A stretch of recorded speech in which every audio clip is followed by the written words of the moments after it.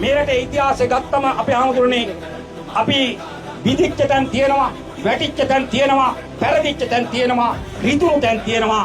හැබැයි අපි ජාතියක් හැටියට නැගිට්ටා. ඉතිහාසයට වඩා වේගයෙන් අද නැගිටමින් ඉන්නවා. මේ වෙනකොට අපේ ආමතුරුනේ මේ බදුල්ල දිස්ත්‍රික්කයේ 5000ක බලෑනියක් මේ වෙනකොට ක්‍රියාත්මක වෙනවා. මේ 1258ක් වෙච්ච වැව්වම් හදා මේ වැහි නොතකා අවුව නොතකා රෑදවල් නැතුව වෙහෙස මහන්සි වෙනවා තියෙන විදියට කාලා. ඉන්න හමුදාවේ සහෝදරු, ගුවන් හමුදාවේ සහෝදරු, සිවිල් ආරක්ෂක දෙපාර්තමේන්තුවෙන් බදුල්ලේ 1000ක් මේ වෙනකොට වැඩ අපි ආවා. 1000ක් වැඩ.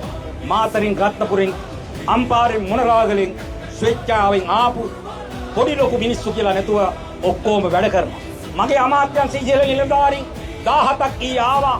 අද ඈත දුෂ්කර මඩොල්සිමට පහළ ඇකිරිය අමුණක දැන් මේ වෙනකොට වැඩ.